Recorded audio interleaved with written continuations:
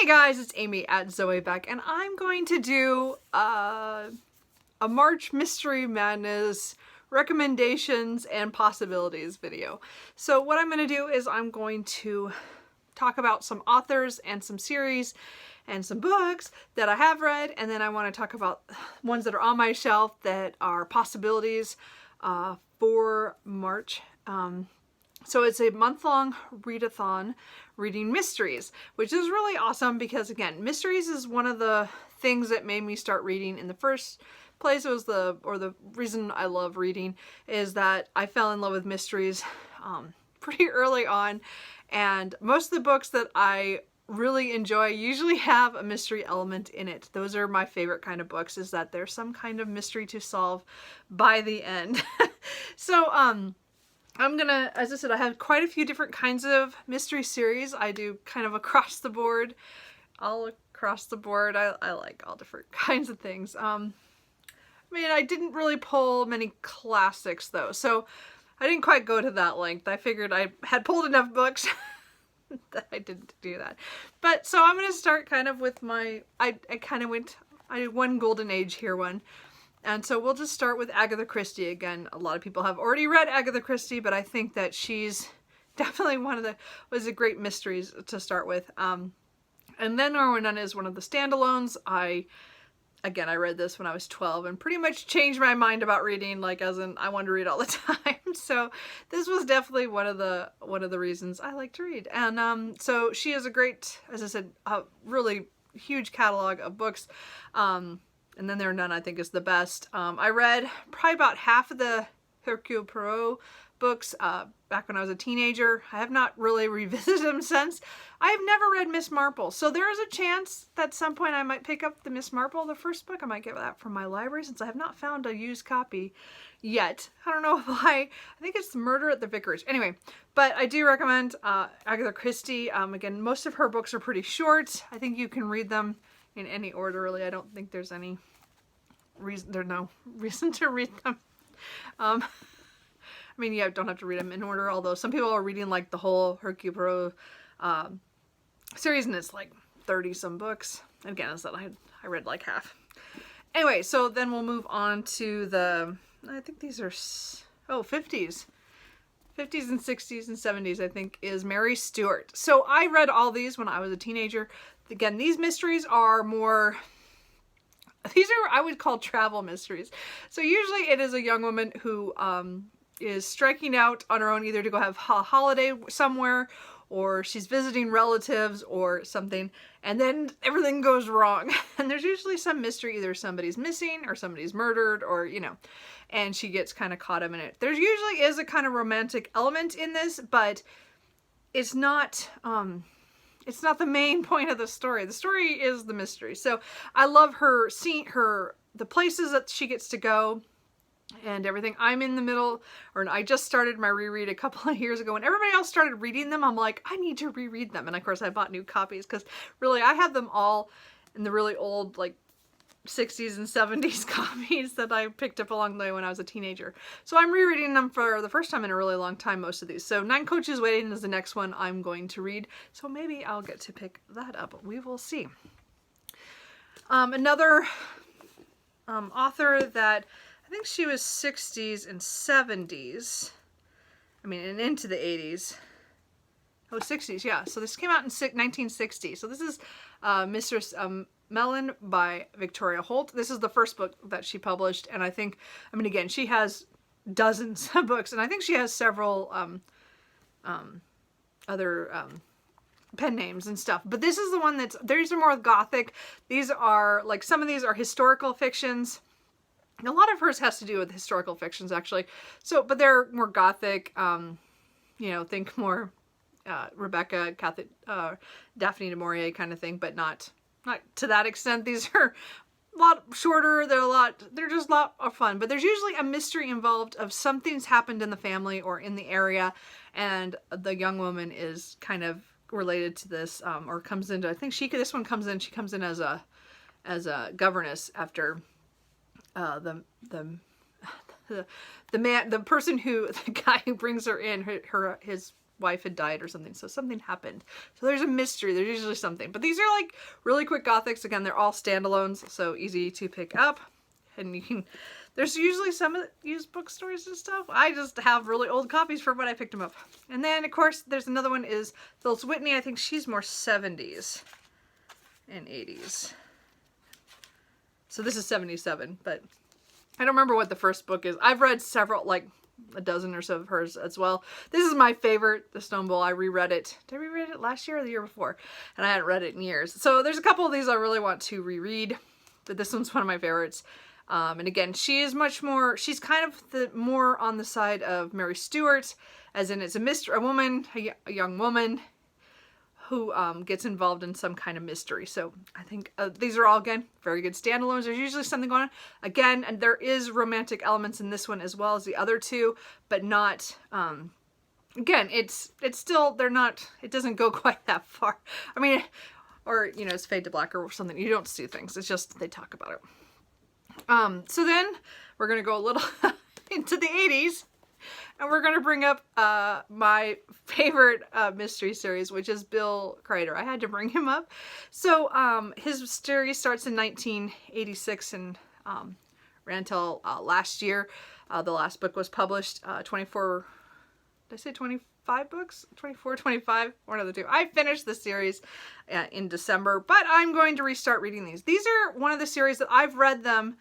Like, I started this in the early 90s, so I think the first 5 or 6 books were out when I discovered the series, and I've been reading a book every year or every other year since then. So now that the series is done, because the author has passed away, which is very sad, but I want to go back and reread them. I have never reread any of these books, and I have now all of them, so I'm probably going to start with the first one, which is Too Late to Die, and then the second one is Shotgun Saturday Night. So I'm gonna try to maybe squeeze in 2, but we'll see. Again, this follows Sheriff Dan Rhodes, and he is the sheriff of a small county in Texas. And it's just, you get the small town feeling, the rural life, their concerns about things, and also then there's murder mysteries, because everybody seems to die when they come to town. Anyway, I really like it, because if you read the whole series in order, you get to know all the people that he works with, and people that are in the community. So I really enjoy it. Another series that I really enjoyed, I need to get back to, is Elizabeth Peters. This is Crocodile on the Sandbank, which is the first one in the Amelia Peabody series. So I have read several of her standalones as well. Summer of the Dragon is my favorite standalone. But this series was what brought me to her. And again, this is I don't know, it was 1880s or 90s. I don't remember what the year is, but Amelia Peabody inherits some money from her father, and she decides she wants to be independent, and so she goes off on a grand tour, and she wants to go to Egypt. And once she gets there, she kind of gets tangled up in things, and it's a mystery, and it's a series of mysteries. I don't know how long the series went till. I know that somebody else started writing them after a certain point, after Elizabeth Peters passed away. But there's quite a few books. There's got to be at least 20 or so. I'm not sure, actually, because I didn't get that far. I got quite a ways. I don't remember. I was in the teens. I don't remember how far I got. But anyway, I would really like to restart this series, reread it, and then finish at least through the ones that she wrote. So, but I haven't done that yet. Then a series, I think she's started in the 90s. I don't remember, because I didn't pick this up, 95. So, Naked in Death, again, I'm going to talk about a couple that are kind of not like the rest, most of these have been kind of planted in reality. Here are a few that are a little slightly off. So this is a futuristic police procedural. I think it's 2060 or 80. I don't remember what year it is, but it's supposed to be like many years in the future. And we're following cop Eve Dallas as she solves crimes in New York City. And I really love this series. I wish I have read more, but I have not. I've only read 9 of the books so far and a few short stories. So this is definitely something I need to maybe slip one of the books in to read. I've reread the first 5. Why I did that, I don't know. But but I need to continue.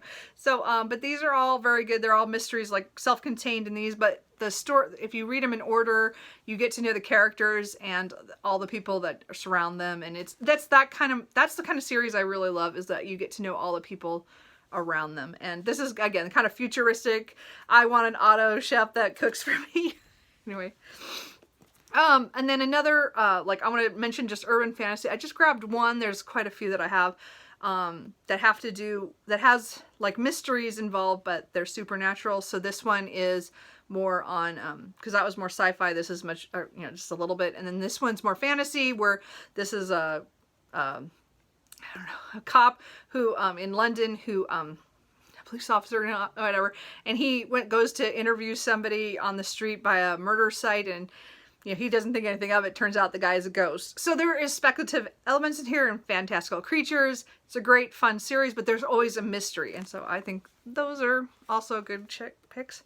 And then this is one that I read a long time ago, which is Mistress of the Art of Blood by Ariana Franklin, I think is how it said. I can't remember. It's in the time of Henry II. And I think there's like a murder of some sort. Oh, 4 children are murdered. Ooh, I'd forgotten about that. And so they send away for someone to come in who, you know, to assist in figuring out what happened. And they send this woman, which I cannot, Adelia, I don't remember, but she was trained as a kind of a forensic scientist, but back in, I can't remember the time period. It doesn't say on the back. I don't remember when Henry II was. It's got to be the 1400s. No, 1171. So it's pretty far back there. So I really enjoyed this book, and I really want to reread this because I have not read this since this came out. Again, this was probably 2007, looks like. So I read it right around there. And then I think she wrote 3 other books in this series and another standalone, I think, before she passed away. So I really want to reread this and try to read more of that series. And then the last one of books that I've read is Meg Tilly. I've read 2 of her books, The Solas Island, and I don't remember what the other one was called. Well, there's 2 of them. But there's a 3rd book out too, which I have not gotten to, The Hidden Cove.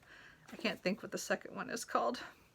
Anyway, so these are much more contemporary, kind of light thrillery reads. I just found them fun. It's in Washington State on Solas Island, and so like this one has she has a bad business deal go bad with her fiance at the time. Turns out he was cheating on her and stuff, so she leaves, sells the business, and just gets out. And so she goes to kind of recoup, and then things start happening. Of course, there's a mystery. So it's kind of like it has that, and then, but this one's much more romance heavy. But I think it was fun. I'm not saying they're great. I'm saying they're fun. So there's at least 3 of these out right now. So I've read 2 of the 3. So, you know. And then another one that I've read several books by is Susanna Kearsley. This is the Splendor Falls, which is the next one I want to read. So this is not one I've read, but I just finished reading. Oh, I just finished reading it. And why can't I think? Oh, The Shadowy Horses, which was excellent. Most of hers have something to do with a historical element. Well, usually has some historical element.